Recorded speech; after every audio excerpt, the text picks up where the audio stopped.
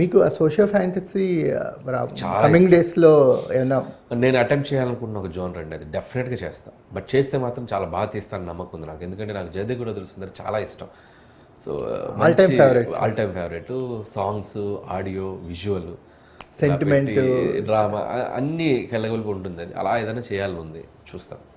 మాకు మాత్రం F2 సర్లేరు మీకెవరు, సంక్రాంతికి వస్తున్నాం, 3 సంక్రాంతులు 3 సంక్రాంతులు, ఇక మిగతా అన్ని ఇష్టం సార్. బట్ 3 మాకు బిగ్గెస్ట్ ఎంటర్టైన్మెంట్ అని నాకు కూడా ముచ్చటగా 3వ సంక్రాంతి ఆడియన్స్ హ్యాట్రిక్ ఇచ్చారు. సో సంక్రాంతి అనేది ఒక సెంటిమెంట్గా భావించి, సెంటిమెంట్ అని నేను అనుకోలేను, ఎందుకంటే సంక్రాంతి సినిమాలు బాగుంటేనే చూస్తారు, బాగాలేకపోతే అంతకంటే అవుట్ రేట్లు రిజెక్ట్ చేసిన సినిమాలు కూడా ఉన్నాయి.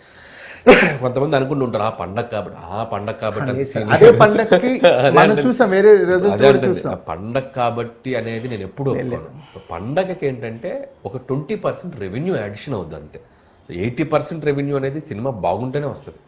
ఆ 20% ఏంటంటే ఆ పండగ వైబు, సినిమా చూడాలనే ఒక ఉత్సుకత ఉండటం వల్ల ఎడిషన్ అవుద్ది తప్ప మిగతాది అదే కష్టపడాలి, అదే మంచి హిట్ సినిమా తీయాలి.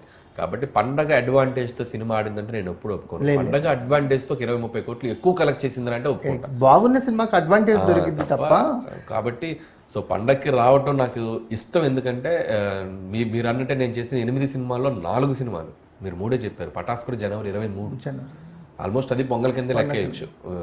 బట్ పొంగల్కి రాలేదు. కానీ సో ఈ 4 films, half of the films జనవరి నెలలోనే వచ్చాను నేను. అంటే దీన్ని బట్టి మీకు ఏమర్థమైంది, నాకు కానీ ఆడియన్స్కి కానీ నేను సంక్రాంతికి వస్తే బాగుంటుంది అనేది వాళ్ళ రిజల్ట్తో చెప్తున్నట్టుంది. ఎగ్జాక్ట్లీ సంక్రాంతికి మీరు వస్తున్నారని వెయిట్ చేస్తుంటాను సార్. నెక్స్ట్ సంక్రాంతి 100% అన్నీ కుదిరితే, అన్నీ బాగుంటే మెగా పొంగల్ అవుద్దేమో, చూద్దాం ఈసారి.